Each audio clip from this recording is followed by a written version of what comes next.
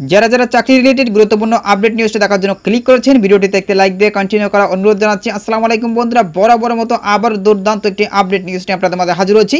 প্রিয় বন্ধুরা, নতুন বাজেটে মাদ্রাসা এমপিও শিক্ষকদের বড় সুখবর দিল অর্থ উপদেষ্টা। আজকের আপডেট নিউজটি খুবই গুরুত্বপূর্ণ।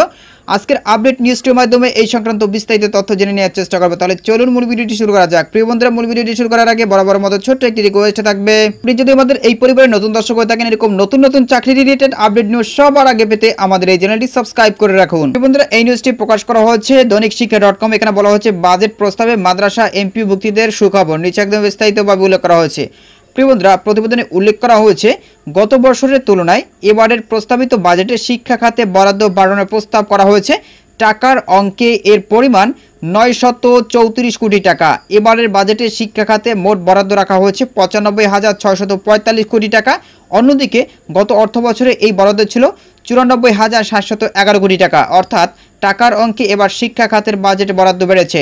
বাজেটের সারসংক্ষেপে বলা হয়েছে, নতুন অর্থ বছরের বাজেটে প্রাথমিক বিদ্যালয়ের জন্য স্কুল ফিডিং প্রকল্প চালু করা হচ্ছে এবং একই সাথে মাদ্রাসা এমপিও ভুক্তিতেও অর্থ বরাদ্দ বাড়ানোর প্রস্তাব করা হয়েছে। বাজেটে শিক্ষকদের বোনাস ও গ্র্যাজুইটিও বাড়ানোর প্রস্তাব করা হয়েছে।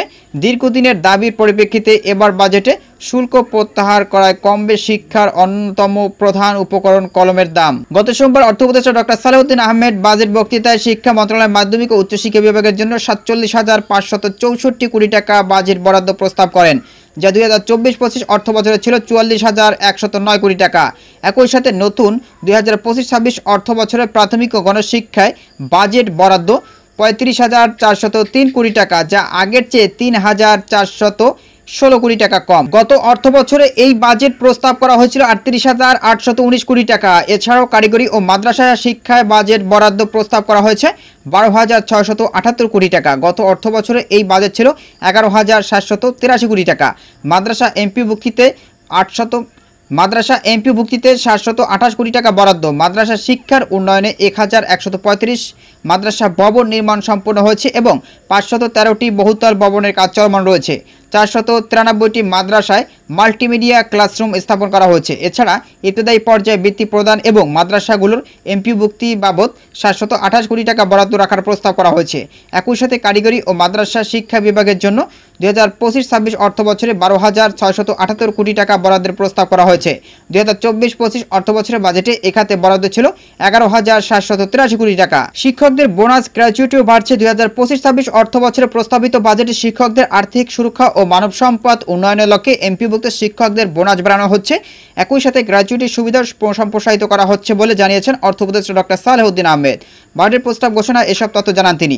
অর্থ উপদেষ্টা বলেন, শিক্ষকদের মানব সম্পদ উন্নয়নকে বাজেটে সর্বোচ্চ অগ্রাধিকার দেওয়া হয়েছে।